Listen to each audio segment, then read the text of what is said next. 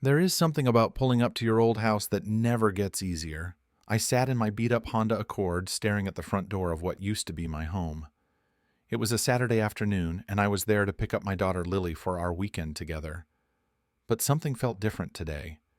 There were several cars parked in the driveway. Laughter echoed from inside. I had no idea that in the next 20 minutes everything would change.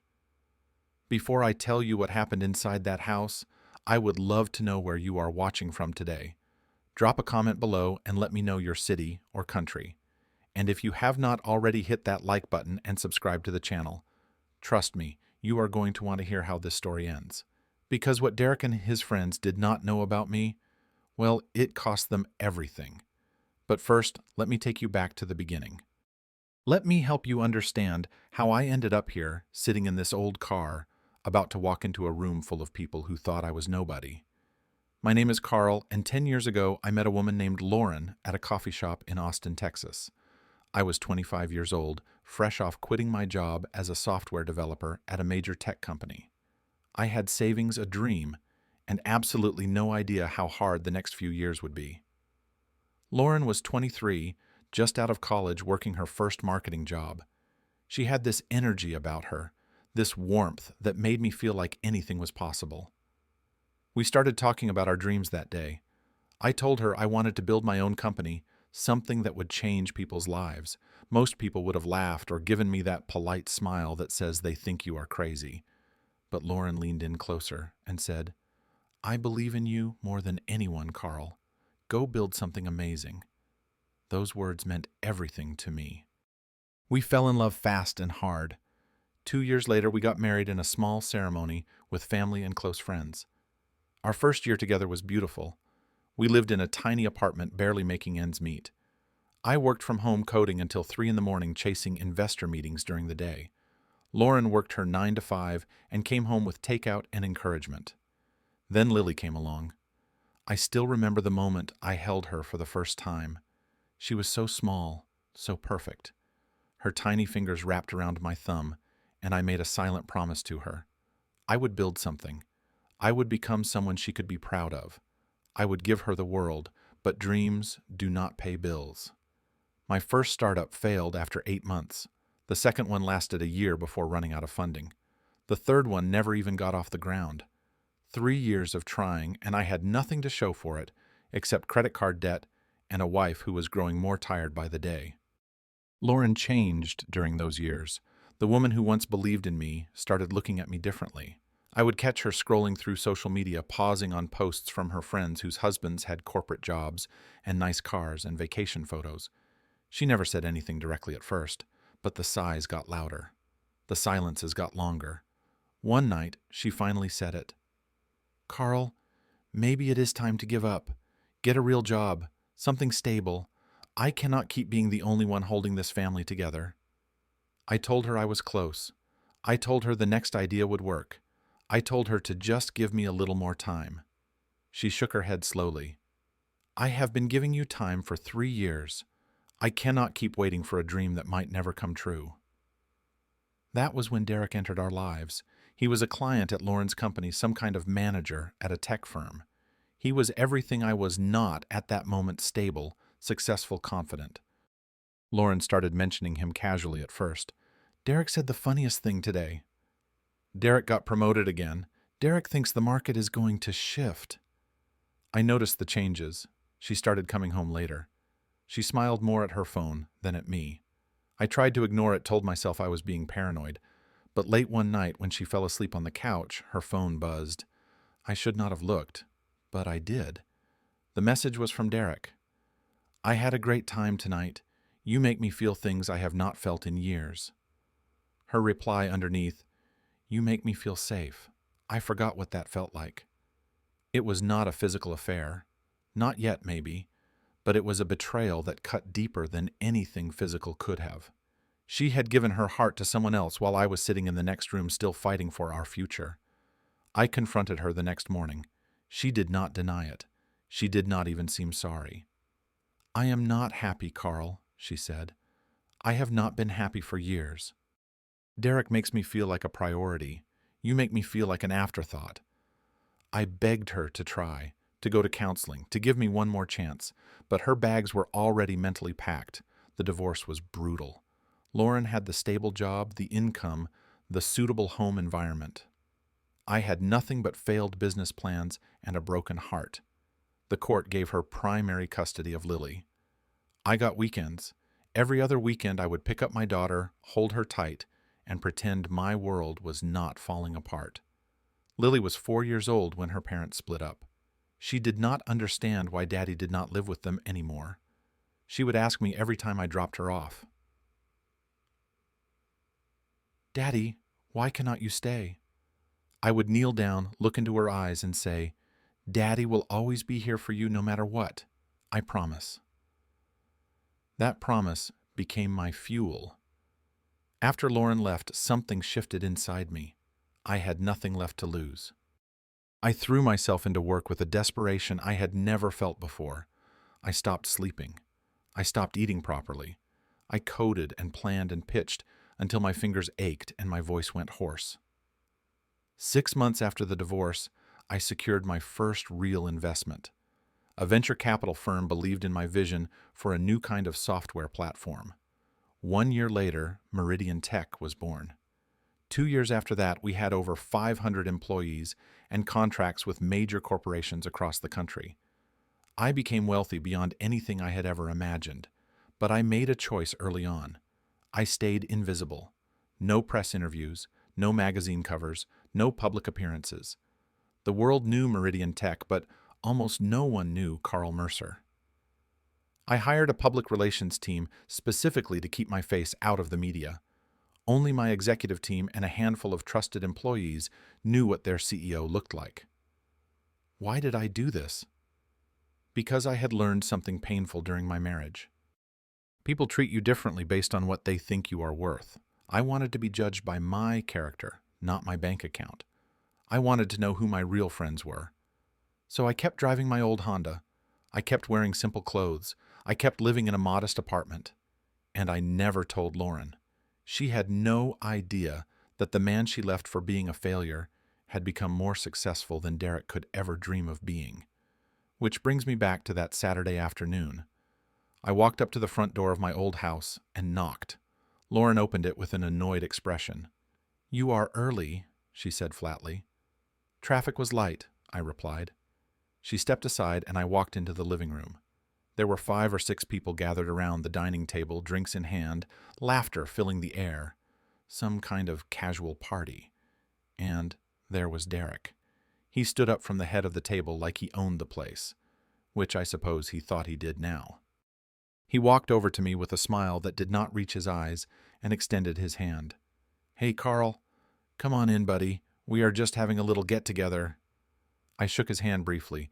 His grip was deliberately too firm, the kind of handshake men use when they want to establish dominance.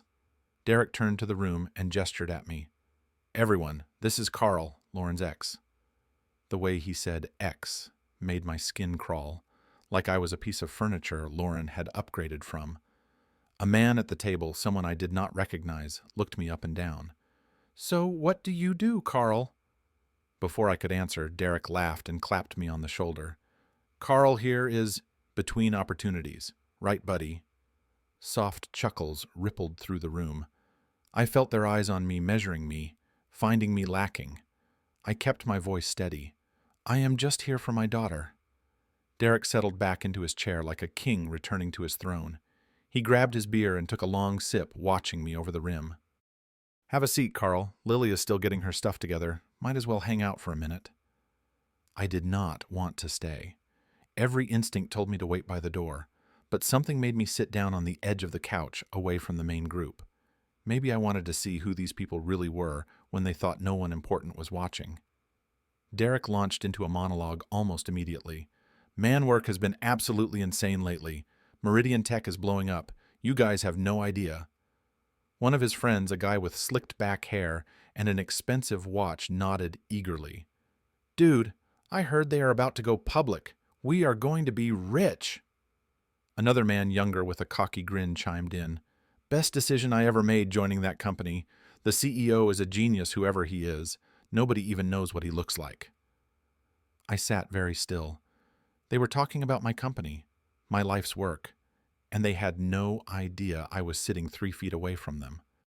Derek puffed up his chest. I am up for a promotion next month, regional director, 6 figures easy. Maybe I will finally get a meeting with the big boss himself. He turned to me with a smirk that made my stomach tighten. What about you, Carl? Any job prospects on the horizon? I met his gaze. I am working on a few things. Derek snorted. Yeah, you have been working on things for years, right? How is that going for you? His friends laughed. Not polite chuckles this time, real laughter at my expense. The man with the expensive watch leaned forward. His name was Marcus. I would learn later. Seriously, though, Carl, no offense, but do you not feel weird?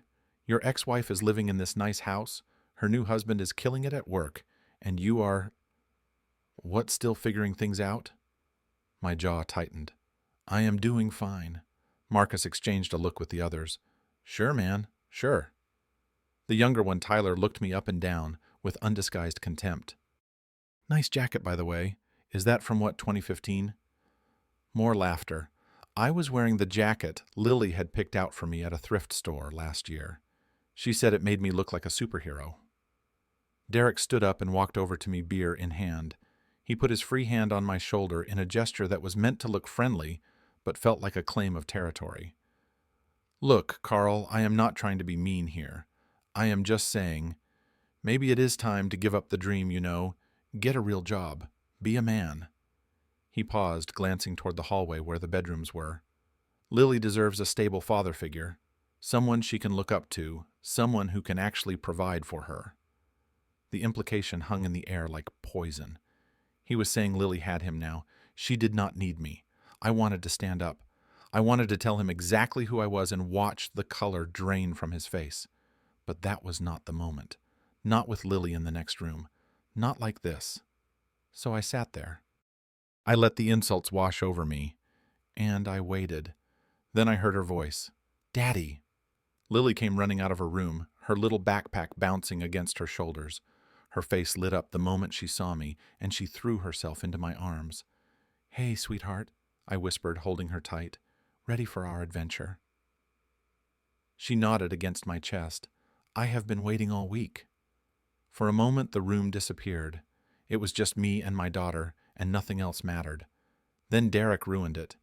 He turned to his friends with a theatrical sigh. Adorable, right? Too bad her daddy cannot even afford to take her anywhere nice. Marcus laughed. Maybe McDonald's. Lily pulled back from my hug, her little face confused and hurt. Daddy takes me to the park, she said quietly. I like the park. Derek crouched down to her level, his voice dripping with false sweetness. Sweetie, Uncle Derek will take you to Disneyland someday. Would that not be better than some old park? Lily grabbed my hand and squeezed it. I want to go with Daddy. Something flickered across Derek's face. Annoyance, maybe, or wounded pride. He straightened up and looked at me with cold eyes. At least Lily has a real man in her life now, someone who can actually provide for her. The room went silent. Even his friends seemed to realize he had crossed a line. I looked down at Lily. She was staring up at me with wide eyes, not understanding why the adults were being so mean to her father. That was my breaking point. Not the insults to me. I could take those. But seeing my daughter's confusion and pain, that was something I would not tolerate. I stood up slowly, keeping Lily's hand in mine. We are leaving. Lauren appeared from the kitchen doorway, frowning. Carl, do not be so sensitive. They were just joking around. I did not look at her. I will bring her back Sunday evening. I walked to the door. Lily's hand trembled slightly in mine. She could feel the tension even if she did not understand it. Derek called after us, his voice mocking. Hey, Carl, good luck with the job hunt. His friends burst into laughter as I closed the door behind us. In the car, my hands shook slightly as I started the engine. Lily watched me from her car seat with worried eyes. Daddy, why were they laughing at you? I took a deep breath, then another. Sometimes people laugh because they do not understand, sweetheart. But that is okay. It does not change who we are. She thought about this for a moment. I do not like Uncle Derek. I reached back and squeezed her knee gently. I know, baby. I know. As I pulled away from that house, my mind was already working. I remembered every face: Derek, Marcus, Tyler. They all worked at Meridian Tech. They all worked for me. And they had no idea what they had just done. I spent the rest of that weekend focused entirely on Lily. We went to our favorite park, the one with the big oak tree she liked to climb. We got ice cream from the little shop on Maple Street. I read her 3 bedtime stories instead of 2 because she asked so nicely. Sunday night, after I dropped her off at Lauren's house, I drove home in silence. But my mind was far from quiet. Monday morning arrived with gray skies and a cold wind. I stood in front of my closet looking at the rows of simple shirts and worn jeans I usually wore to work. Today would be different. I pulled out a black suit I had not worn in months, a gray tie, polished leather shoes. When I looked in the mirror, I barely recognized myself. This was not the invisible CEO who slipped in through side entrances. This was someone ready to be seen. I drove to Meridian Tech's headquarters, a gleaming 20-story building downtown that I had watched rise from blueprints to reality. Usually I parked in the underground garage and took a private elevator. Today, I walked through the main entrance. The receptionist looked up with a practiced smile. "Good morning, sir. Can I help you?" She did not recognize me. Almost no one did. "I am going up," I said, simply walking past her to the executive elevator. I rode up to the top floor alone, watching the city shrink beneath me through the glass walls. 2,000 employees worked in this building. Most of them had never seen my face. That was about to change, at least for 3 of them. Sandra, my executive assistant, was waiting when the doors opened. She had been with me since the early days, one of the few people who knew everything. Her eyebrows rose slightly at my appearance. "Mr. Mercer, you look different today."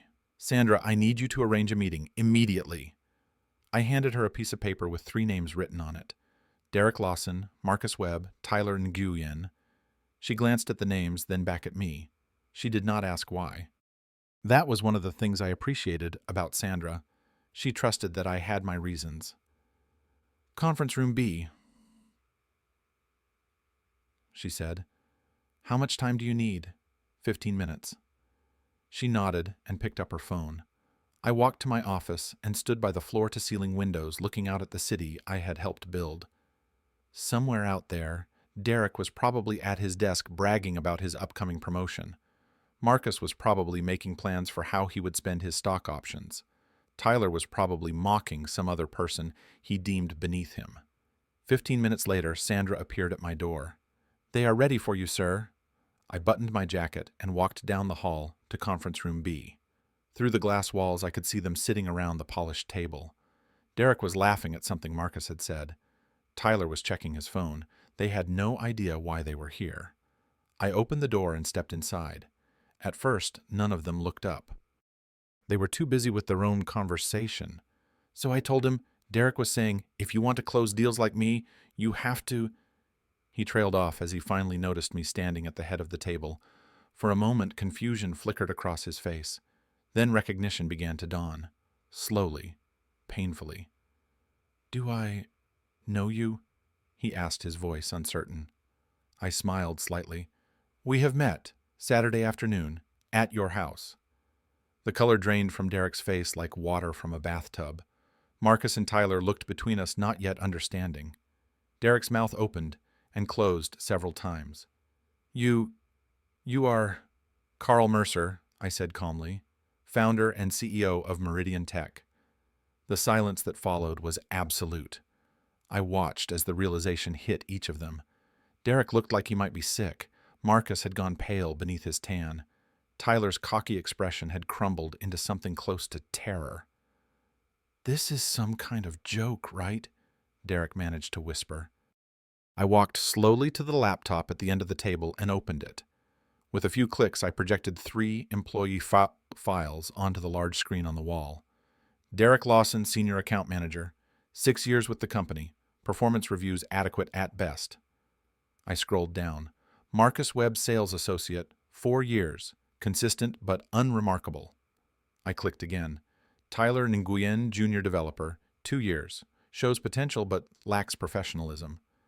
Derek stood up abruptly, his chair scraping against the floor. Mr. Mercer, I had no idea. If I had known— Of course you did not know, I interrupted calmly. That was the point. I closed the laptop and looked at each of them in turn. But let us not pretend this is about identity. This is about character.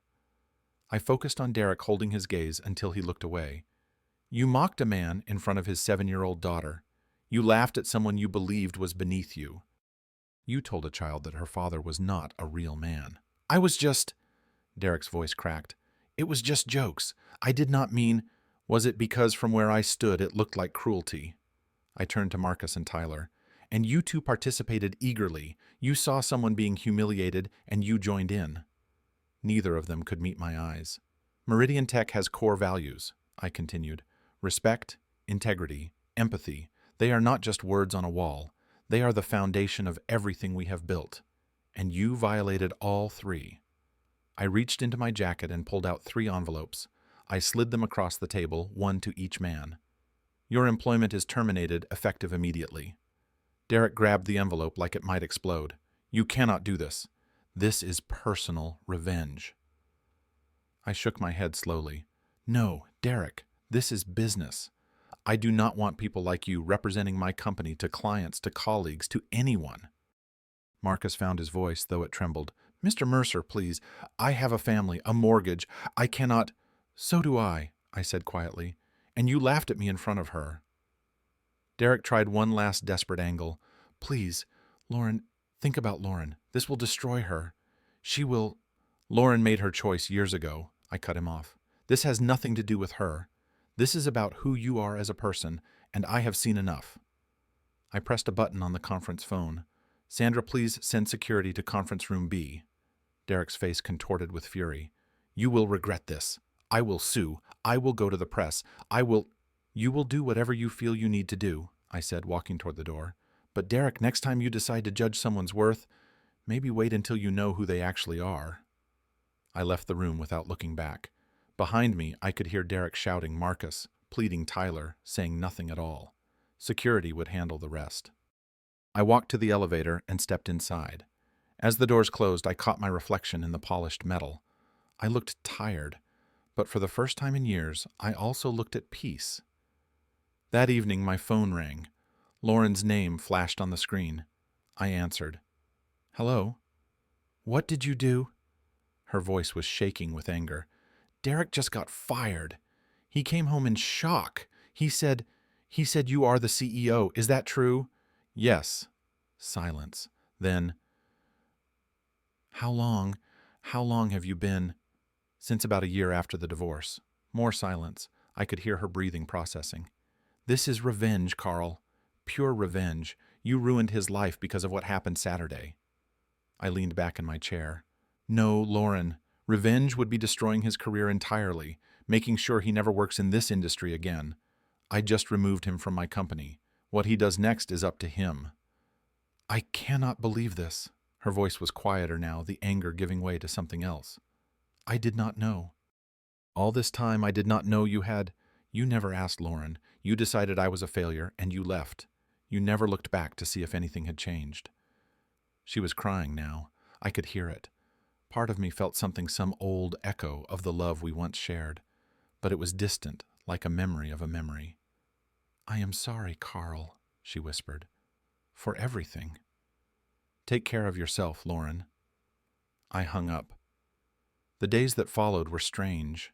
Derek and his friends tried to make noise, threatened lawsuits, contacted journalists. But there was nothing to report. A CEO had fired employees for violating company values. It happened every day in corporate America. Life moved on. I went back to my routine, back to my invisible existence, back to what mattered. The next Saturday, I pulled up to Lauren's house to pick up Lily. This time, there were no extra cars in the driveway, no sounds of a party, just quiet. Lauren opened the door. She looked different somehow, older, tired, but also more real than she had seemed in years. Hi, Carl, she said softly. Hi, Lauren. She stepped aside and Lily came running out, her backpack already on her face, bright with excitement. Daddy! I scooped her up and held her close. Over her shoulder, I saw Lauren watching us with an expression I could not quite read. Carl, she said as I turned to leave, I really am sorry. For everything. I nodded. I know. In the car, Lily chattered happily about her week. Then she paused and looked at me seriously. Daddy, Mommy said Uncle Derek moved away. Is that true? I considered how to answer. Sometimes people need to go somewhere else, sweetie, to learn things. To grow. She thought about this. I am not sad he is gone. I like it better when it is just you and me. I smiled. Me too, baby. Me too. We went for ice cream that afternoon at the same little shop on Maple Street. Nothing fancy, nothing expensive. Just a father and his daughter sharing a sundae and talking about everything and nothing. Lily looked up at me with ice cream on her nose. Daddy, you are the best daddy in the whole world. I wiped her nose with a napkin and kissed her forehead. And you are the best daughter in the whole universe. That night, after I brought her home and drove back to my apartment, I sat by the window for a long time. The city glittered below me, full of people chasing dreams and running from failures. I thought about Derek and what he was doing right now. Probably updating his resume, probably blaming me for his problems, probably learning nothing at all. But that was not my burden to carry anymore. I thought about Lauren and the life we might have had if things had been different. But there was no point in that. The past was a country I could not revisit. I thought about Lily and the promise I made to her when she was born. I had kept it. I had become someone she could be proud of. Not because of money or success, but because I had never given up on being her father. The best revenge is not showing people how wrong they were about you. It is not rubbing their faces in your success. It is not making them suffer the way they made you suffer. The best revenge is simply becoming the person they never believed you could be. And then moving on, without anger, without bitterness, just peace. Some people will never see your worth no matter what you achieve. And that is okay. Their opinion was never the point. The right people will always see you for who you really are. As for Derek, I hope he learned something from what happened. I hope he becomes a better person. I hope he treats the next struggling father he meets with a little more compassion. But either way, that is not my problem anymore. I have got a daughter to raise, and that is all that matters. So let me ask you this. Have you ever been underestimated by someone who thought they knew your whole story? Have you ever stayed quiet when you could have spoken up waiting for the right moment? Drop a comment below and tell me about it. I would love to hear your story. If this video resonated with you, please hit that like button and share it with someone who might need to hear this today. And if you have not subscribed yet, join our community. We share stories like this every week, stories about resilience, about redemption, about becoming the person you were always meant to be. Thank you for watching. Thank you for listening. Thank you for being here. And remember, your worth is not determined by what others think of you. It is determined by who you choose to become. Take care of yourselves. I will see you in the next one.